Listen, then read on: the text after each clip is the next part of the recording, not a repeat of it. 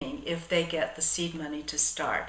One that came along about probably 15 years ago that I always use an example because it's just so thrilling to me was in Sri Lanka. And the women there had to walk miles to get fresh water. And they didn't have the funding to dig and dig wells. And so the funding went to dig wells and to teach the skills of digging wells to the different villages, and so women didn't have to walk to the river anymore.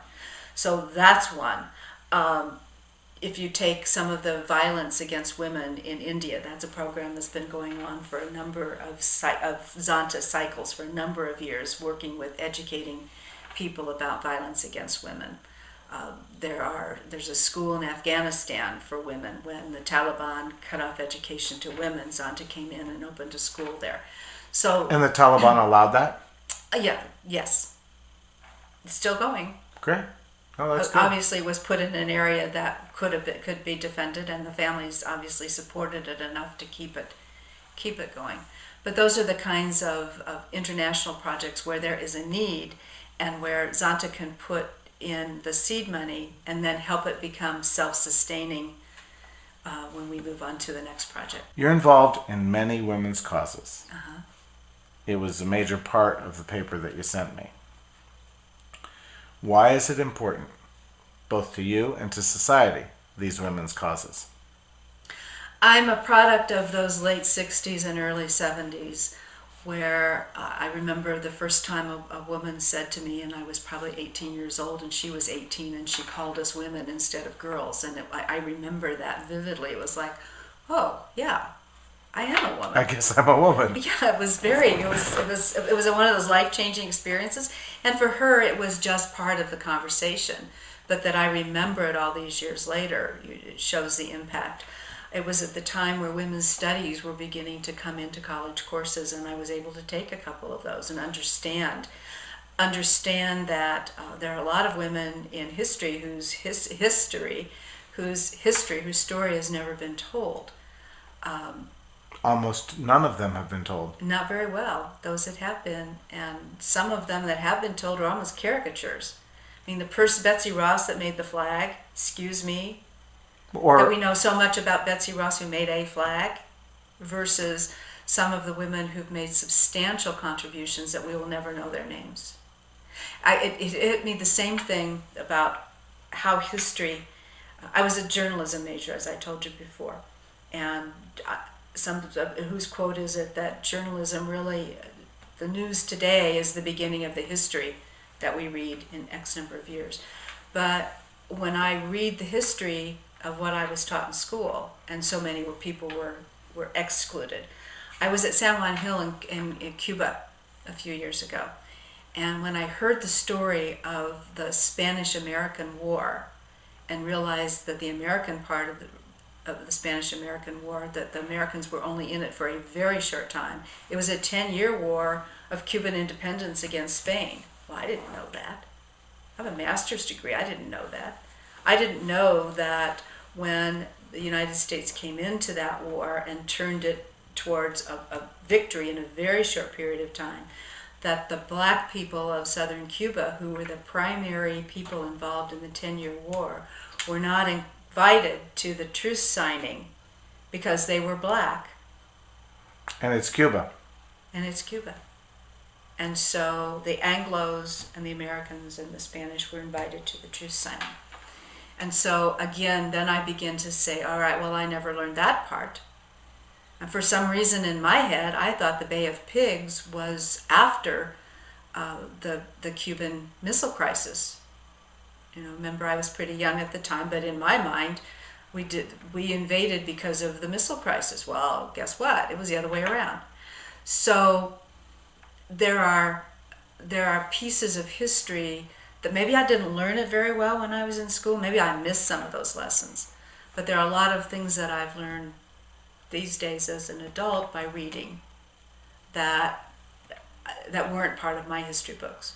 Once I went to San Juan Hill, I started reading European accounts of that history and then comparing that to what my textbooks had said, which is a kind of a different story. What I teach and work with is that every issue or behavior or thing is really something that should be viewed from 360 degrees.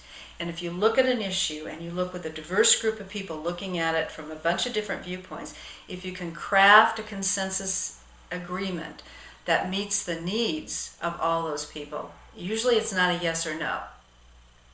Usually you can do the yes in a way, make it work in a way that meets the needs of everybody. But what we tend to do normally is say it's either a yes or no. We're going to do it or we're not. Have you ever held elective office? No, I have not. But I'll tell you, was it yesterday? I thought, darn it, I think I should run.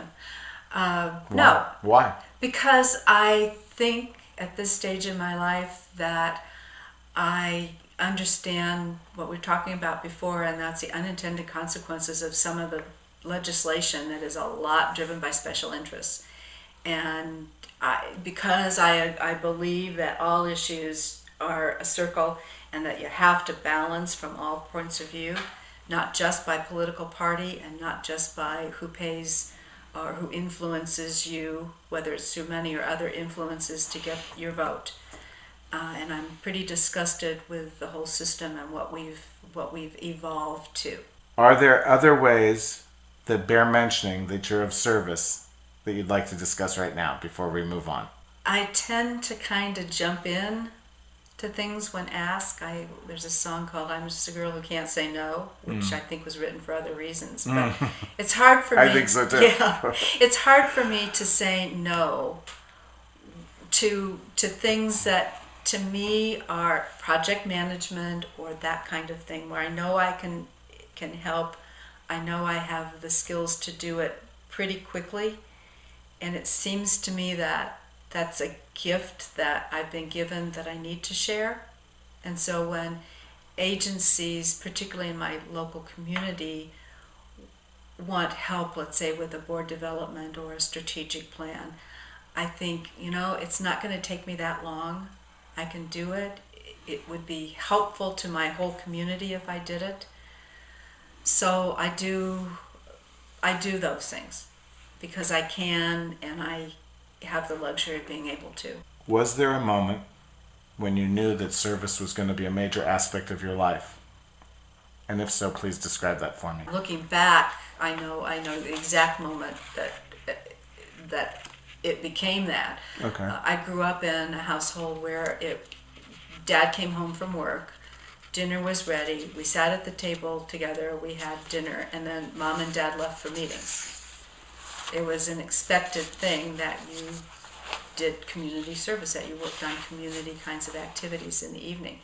And when I graduated from college and started working, in the first 2 jobs that I had, I traveled all the time, and it didn't fit into my life to work and to contribute to my community. But my business partner had been on the national board of the Girl Scouts when she was very young, served on the executive committee at like age 31 or something like that. And she went to a national convention of the Girl Scouts, and she roomed with a woman from Santa Clarita, where I live, who'd also been on the national board of the Girl Scouts. And Pam called me, and my business partner called me one day, and she said, "I can just tell you that Mary Spring from your community wants to know why you've not been involved in your community. And she's going to ask you that question." And life hasn't been the same since. So just your buddy pointing out to you that you haven't been kind of opened you up. It's like the moment the flower opened. I think it was Mary Spring who said, "Oh, your business partner lives in Santa Clarita. Why don't I know her as part of this pretty small, closely knit community?" And she said, I will contact her and see if she's interested in getting involved in community projects. And Mary was involved in all sorts of projects. I think she probably just looked at me as a fresh source of fresh meat. Well, I was going to say that. A source of fresh energy where the same old people have been doing the same thing, and it's always good to get new volunteers involved. I think she looked at it that way. But I remember the phone call vividly, and sure enough, I got a phone call very shortly thereafter. And I became involved in Zonta, and Zonta International in this town is involved in every bit of the nonprofit sector and the community service. And that was the end or the beginning, depending on which way you look at it. Please speak to each of them individually. why would they want to serve someone or something other than their own narrowly defined self-interest? What might they expect to get out of it if they did? You meet the most amazing people. Spending that afternoon a week or so ago with two people who'd been homeless on the streets of Los Angeles for years and years and years was a really eye-opening kind of afternoon. I've done it before. I haven't done it for a while. I work really hard to make things better for homeless people, but sometimes you get so disconnected from the people that you're trying to serve because you're working in policy or you're working at the organizational level. You don't get a chance often to connect with folks who've actually lived it or are living it. That reward of hearing from people directly and working with them directly. And then you meet the most amazing people who are in public service or in community service for the most wonderful reasons in the world, and you learn from them and you say, oh my gosh, look how much you've just taught me, and you listen to what they have to say. So what do you gain? You gain a whole lot more than you ever give.